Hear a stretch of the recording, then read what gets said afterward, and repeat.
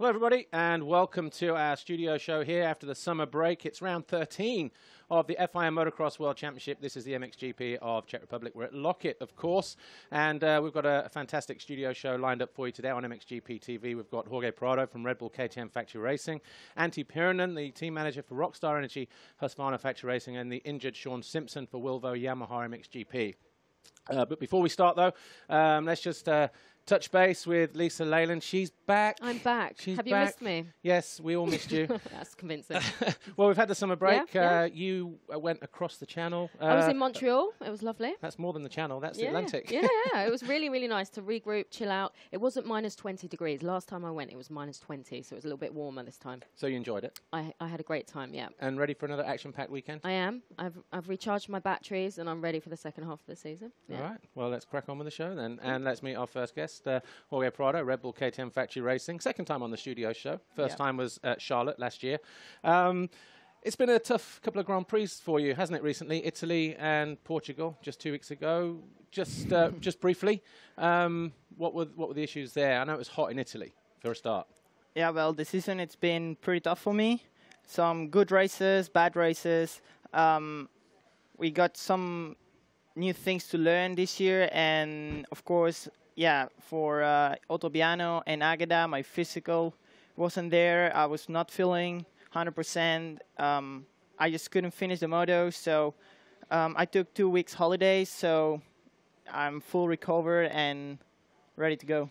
Well, like I say, it's your first full season in MX2. You're 8th in the championship standings. Are you happy with that? Is that kind of where you expect it to be? Well, I didn't expect so much for this season, but of course I wanted to be a bit better.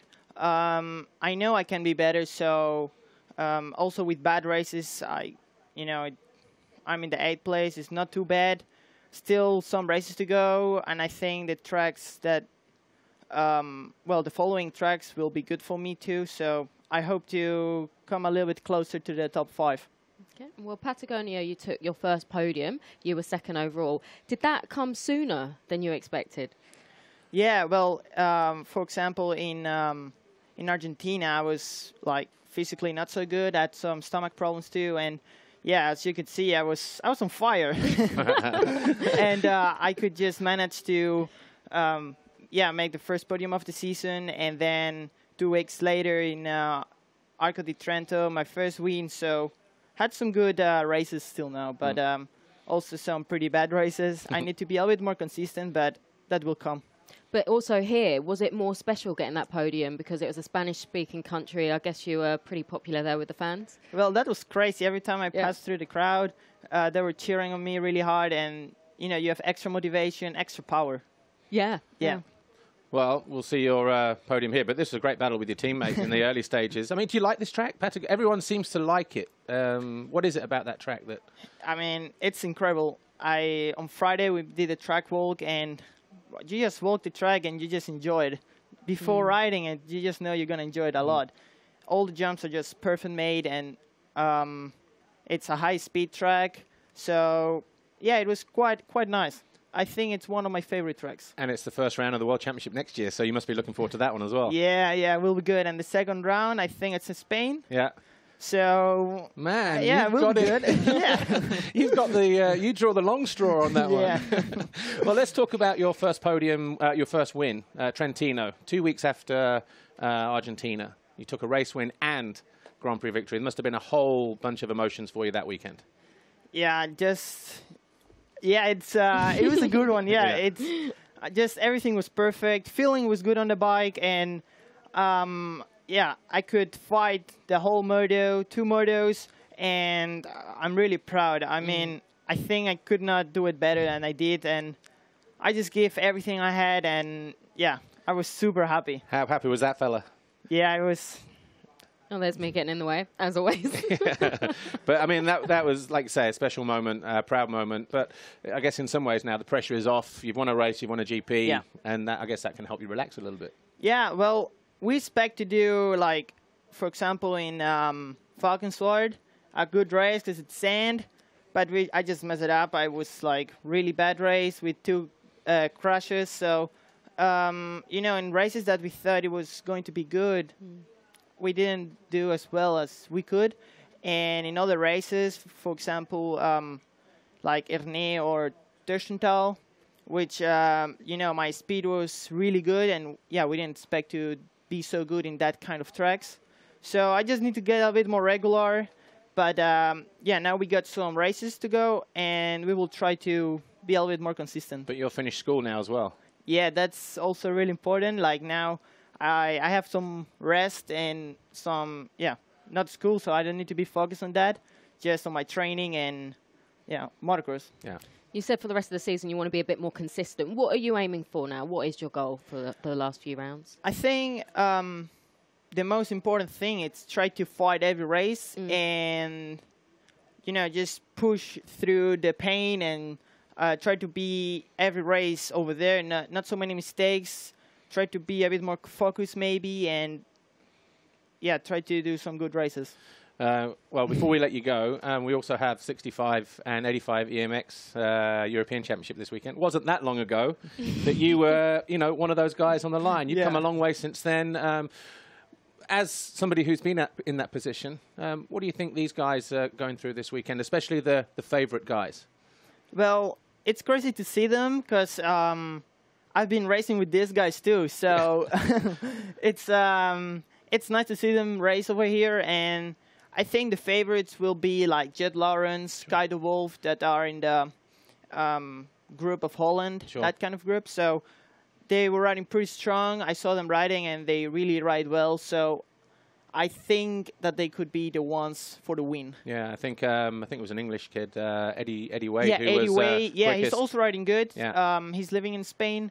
I saw him a couple of times racing the Spanish Championship, and yeah, he's racing pretty good too. So yeah, I would like to see the races today and tomorrow. Okay. Well, looking good in the 2018 Alpine Star kit, by the way. New range, Paul's is using it, and Jeffrey as well.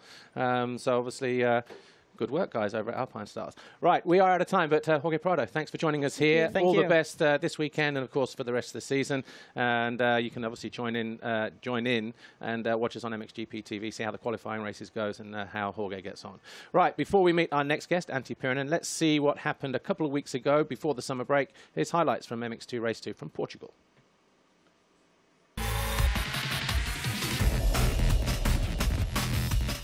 When the gate dropped for race 2, it was Thomas Covington this time, but look how close it was for that box hole shot. Covington picking up his 3rd black plate of the season. Jeremy Seewer much better placed, so too Ben Watson, but Watson would eventually fade in the closing stage of the race and pull out. Jonas So quickly made his way to the front, charged down the inside of Covington, started to pull clear of the number 64, leaving him to challenge 91 of Jeremy Seewer. Those two would battle just for a little bit longer as Thomas Kjær Olsen found his way past Conrad Muse to take 6th. Muse would eventually fade back to 19th. The Venezuelan wildcard, Anthony Rodriguez, was putting up a good fight. He was in 4th in the early stages, but Brian Bogus found his way through. Rodriguez would eventually come home in 8th for 8th overall. Seewer once again got his claws into the Rockstar Energy Husqvarna of Thomas Covington, and on lap 6 made his move, got himself into 2nd, and then went after Paul's Jonas, who was starting to pull clear on his Red Bull KTM. Benoit Paturel made another poor start, but found his way past Julian Lieber to take 6th, eventually came home in 4th after a terrific ride through the field.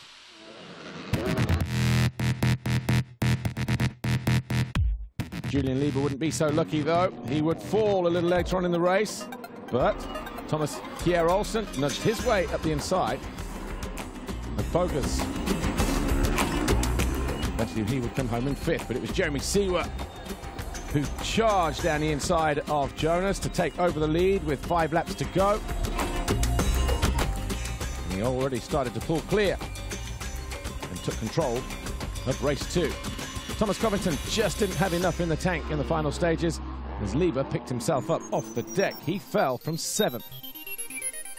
But it was Jeremy Seewer, Suzuki World MX2 though, who rounded out the final turn. He took the checkered flag, and it was a back-to-back win for the Swiss rider. Jonas was 2nd, Covington on the podium as well. 3rd overall in Italy a week ago.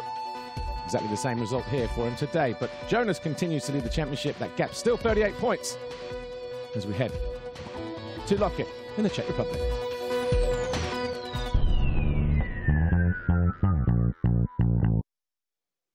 Well, that was Portugal 2 weeks ago. Of course, we've had a summer holiday since then, kind of. Antti Pirinen, our next guest, team manager from Rockstar Energy Husqvarna Factory Racing, the MXGP side, joins us now.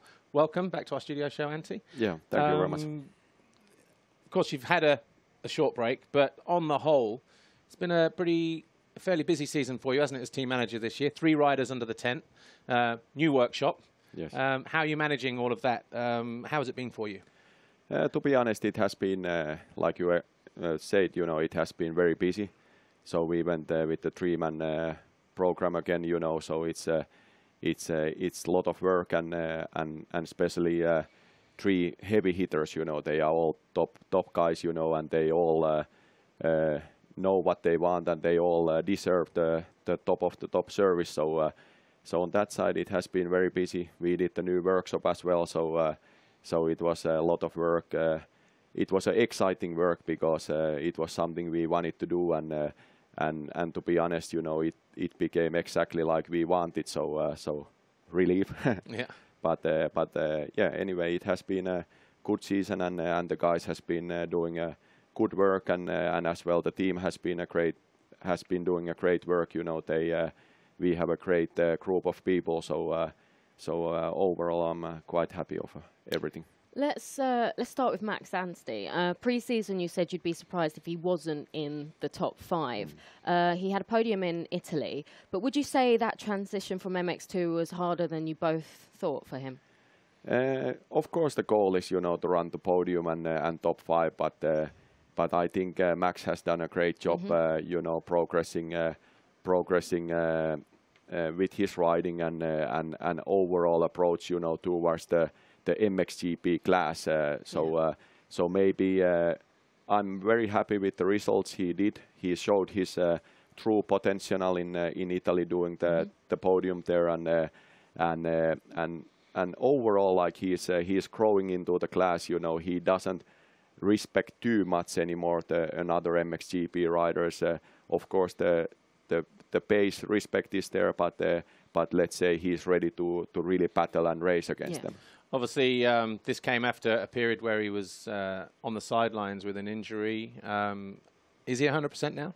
He is fine, yeah. It was maybe that was the little injury he had with his knee. You know, it was just a slight setback because he was really getting on that moment to that shape that he can run to top 5, maybe even a podium, you know, already in Falkensward, which was the first sand race of the season. So on that moment it was just a setback, but luckily it was only for a few weeks, because it's so important for us, you know, that we can complete the season with him, and he's learning the MXGP class and becoming ready for next season. Well, what about Max Naugle? It's been a tough year for him, just 1 race win, hasn't found the podium yet. This was his last win here last year, of course. Double moto win, this is his last Grand Prix. It's gone a while now, hasn't he? But is that, you know, does that emphasise how difficult it is in MXGP at the moment, do you think? Or Sure. is there some other things, you know, that he's just struggling with setup maybe, or, you know, what's the... Let's say that Max is good, you know, he knows what he's doing, he's professional, he has done his base work, the winter work, so all the base is there, you know, for sure, but to be honest, the class is so deep, there is for that battle, for example, that last podium spot, or even for the win, you know, there is that 8-9 guys. Yeah. So you can do a great job, you can have a good GP, and you are 3rd, or you might be 6th, and of course if you are on a podium, you are basically happy, and it was you fulfilled the goal on that moment. But you might do exactly the same job and finish 6th. So it's about the start, and it's about the whole package to get the pieces together. And with Max Naugle, he's good, he's in shape. The setup is good, you know. Of course, we are working all the time, but overall, he's up there, you know. We just need to make it happen, and I think we are quite close this weekend. Gautier Paulin, currently third in the points. Just how impressed have you been by him? I mean, new team, new bike, none of that is easy, and he got a GP win for you as well. Yeah, Gautier, you know, I know his abilities. Like we all know, he can run up there. You know, he can be the fastest guy. You know, on a sand, on a hardback, basically on every condition. And I wasn't surprised, to be honest, that he's up there. You know, second or third now on the points, and he brought the win. I wasn't surprised of that because that's what I expected from him. Yeah. But overall, it has been a pleasure to work with him, and I think we work very well together. You know, there is the pure honesty behind it, and I think that's what he needs. You know, he's talented, and he has all the abilities to do it. So I tell to him many times, Gautier, let's just go and do it. Yeah. And what happened to Gautier in Portugal? Portugal, let's say that in Italy we had a minor crash, and he had a slight setback on himself, and then he managed to do Italy still good, and overall Portugal was just a very challenging GP for us, but we didn't really had a summer break. You know, we just worked it hard, and we came even to Czech. We came here Tuesday, and we did a lot of work testing and work with the pure riding Wednesday, Thursday. So I'm almost sure he's up there, and the goal is to get the Ice One train, Husky train going. You know. All right. Well, look, more from Antti in a moment. But do you want to know how you can win this weekend with City? Take a look at this fantastic price up for grabs for you this weekend.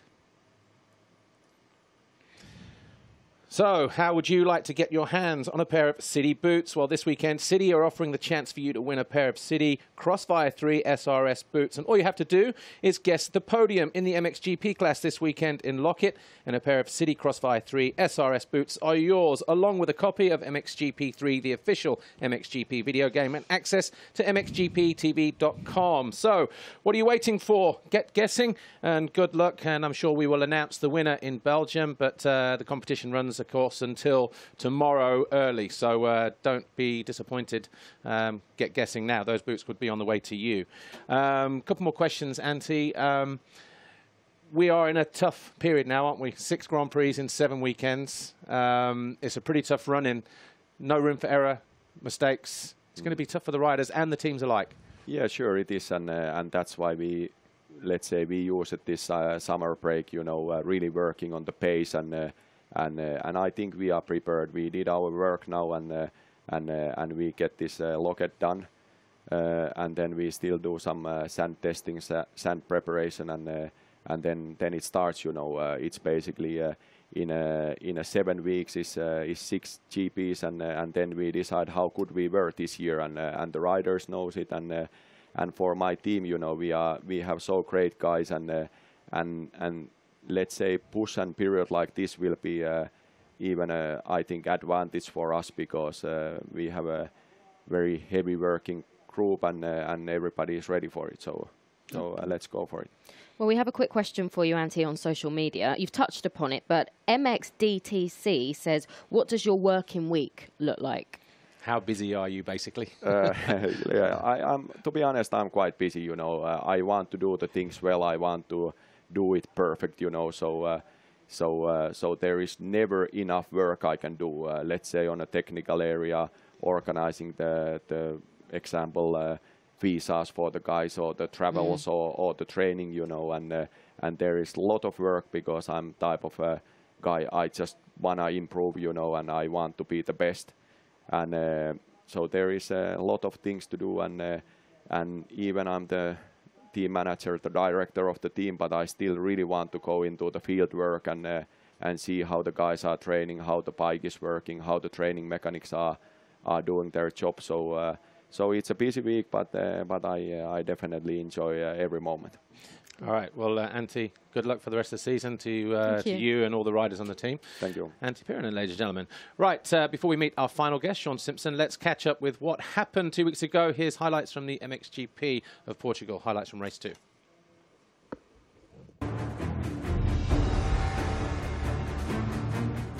After his win in race 1, all eyes were on Jeffrey Hurlings, but it was Tony Cairoli who dived down the inside, thought he'd grabbed a foxhole shot, but from out of nowhere, it was Tim Geiser for the 3rd time this year for Honda HRC as DeSalle and Boutron fell at turn 1. By turn 2, though, Cairoli was already up front and leading the way from Naugle, with Hurlings giving chase. Just behind them was Geiser and Jessiconis with another great start, but Jeffrey Hurlings had to work a little bit harder to fend off Tim Geiser in the early stages of the race. As Shorty, Jessiconis, was just lurking there dangerously in the background.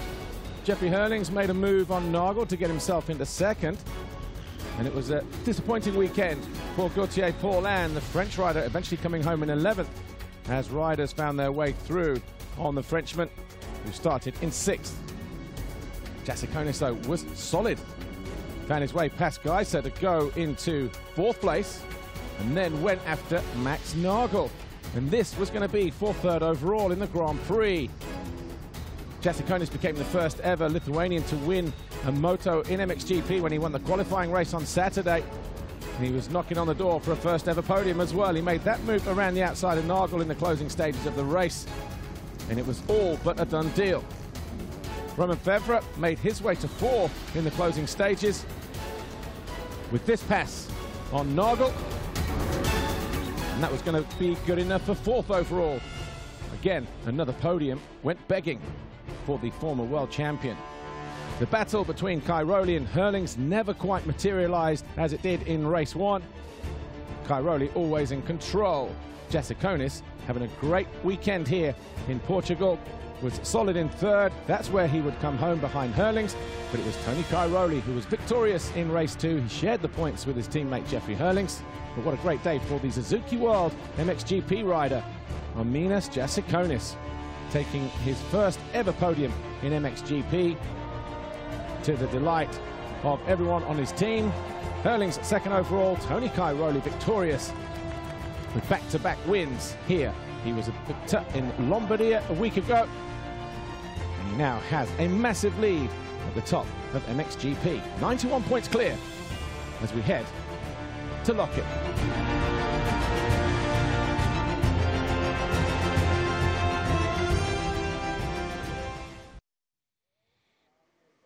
Well, that was Portugal, of course, and our 3rd guest joins us now, Shaun Simpson, Wilvo Yamaha MXGP team.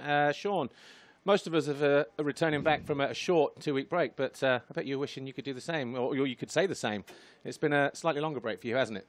Yeah, unfortunately it has. I mean, I've been doing a fair bit of couch surfing the last few weeks. The 2nd time round this year, actually.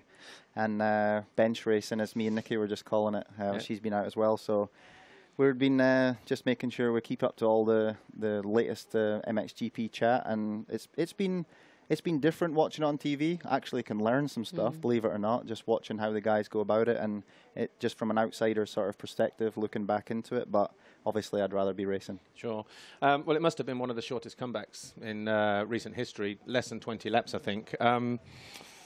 It was a racing incident coming out of the first turn, but it doesn't make it any easier, does it? We've got the GoPro footage from you and Roman here, so about 20, 30 seconds of it. So maybe you can just, unfortunately, relive some of that for us again, actually. Yeah. How was it for you? It won't be the first time I've checked the GoPro footage, actually, but I mean, it wasn't great news. I felt actually quite good on the weekend itself, and as I lined up for the qualification race here, I was just looking to try and get a decent start and get back into it solidly. I felt like I had a decent start up the inside. This was you. DeSalle kind of put me a little bit wider here, touched this guy, and then I actually hit the bank, which was really soft, and that's what made the front end tuck in, and next thing I knew, I was going down. So this is from Roman. Yeah, I just hit the bank, and it was so much softer than I expected it to be, and yeah, the next thing I knew, I actually felt my elbow more than anything to begin with, and as I was shaking my elbow out, I noticed that my wrist wasn't really in a great place, so Sure. I just walked off and straight back to the medical center. It looked like Tanel hit you from the side and maybe ran over your arm as well. Possibly. I actually spoke to him this morning, and he said that that's what he thought as well. Yeah. But you know, who's to blame? You know, I'm out there as everyone else Sure. is, and you know, controversially or not, you know, I touched Gautier Paulin back in Valkenswaard in 2014. Sure. He broke his thumb. So, you know, we don't ever want to see this happening in motocross, but unfortunately it's part of the game. Yeah. What was your first thought when you picked yourself up? I don't know, just the motocrosser in you says, okay, this is not great, but let's just go and see what's wrong, what the recovery time is, and then let's get back on the bike as soon as possible. But I do have to say that coming back from my finger when I broke that in Latvia, actually, I was mentally strong from the minute it happened, right through to getting back on the bike and being physically strong and ready to come back in Altobiano. I felt great. But this time round, second time in one season, you know, with such a short gap in between, it took a little bit longer the second time to actually remotivate myself to get off the couch. I had a lot more pain after the surgery and stuff this time because it was quite an extensive surgery that I had. But everything's good, and I'm just looking forward to getting back on the bike. And I've got a nice shiny 2018 Yamaha waiting for me, so I'm looking forward to that. Exactly. It has been a tough season for you, hasn't it? It looked like you were just hitting form in Latvia when you were 4th in race 1. Then it was your injury. Just what exactly happened in that first injury? Yeah, I was riding great in Latvia. I was just really feeling like we'd come together with the team. We'd done a few engine and suspension tweaks, and I was feeling really like the most comfortable I'd felt on the bike all year. And it just unfortunately went off the track. It was a little bit slippery at the side of the track. They'd watered it well on Saturday night, and it was still a bit slippery in places in the second moto. And as I went off the track, there was a pole with some wire ropes coming off of it, and I ended up touching a wire rope and just snapping my middle metacarpal in half, and it was quite shattered. So I had to have surgery on that. Otherwise, it would have taken 3 to 4 months to repair because there was so many gaps in between the bone. Not all doom and gloom, though. Indonesia, mud race, first race win of the year, first Grand Prix victory as well with a new team. How was that for you? It's pretty special, I guess, coming so early in the season. It was. I mean, you know, Louis Voster's at Wilvo Yamaha, he's done such a great job with the team to give us everything that we need. And now that he owns the team 100% himself, he's got a whole new crew together with MXGP. To come into Indonesia with, you know, everyone was saying, oh, it's going to be a disaster. You know, I couldn't have loved it more. It was just rut city, and it's just something that I absolutely thrive on. And it's not so much taking risks, but just really being at one with your bike. Had a great battle here. I was so quick through these next waves. I don't know what I was really doing differently, using some sand techniques, it looks like there, but I think Paul actually said on the commentary when I've watched it back a few times that I passed 5 or 6 riders in that same spot. Yeah. And that's nice to have a place on the track where you feel like you're that much quicker. And to come over the line, first race victory, I felt like, okay, 50% of the job done. And it wasn't. It was 100% done because they only ran one moto. Felt a little bit weird to be going up on the podium after only one moto, kitted up, completely clean. But, you know, I'll take it. And the team was ecstatic with the win as well. Yeah, it was great. You just mentioned a moment ago, shiny new 2018 YZ450F. Your teammate Arno is racing it. Yours is also in the awning here. Have you had a chance to throw your leg over it yet? Unfortunately not. It's quite a stupid story, really, because I was supposed to ride it straight after Latvia. Then I broke my finger. Then we were, you know, scheduled to ride it straight after Altobiano, and then I got injured again. So unfortunately, I've not thrown my leg over it, but going on the reports from Arno, and I was at a media event last week in Italy where we were launching a new bike to the press and things there. Just going on some of their comments, it sounds like, you know, it's been totally revamped from the ground up, and it only seems to be positive coming back. Electric start is something that I've been looking for, obviously riding KTMs and things in the past. It's going to be nice just to hit that button and go for it. Cool. Cool. Okay, well, we have a quick question, well, a couple of questions on social media for you. First one from MX Justin. He says, what does it take to become a mud and sand rider like you? Please reveal the secret formula.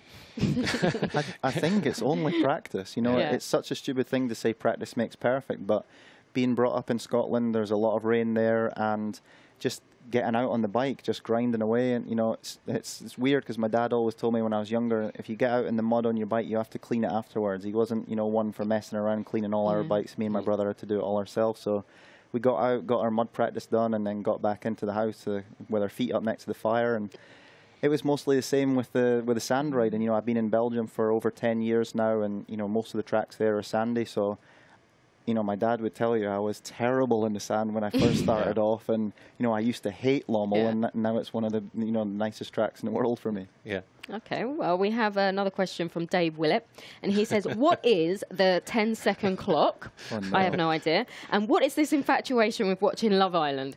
But can I just say, I love Love Island. Oh, not you as well. Oh my goodness, it's amazing. It's a girl thing, I think. So I think girl thing. No, hopefully not.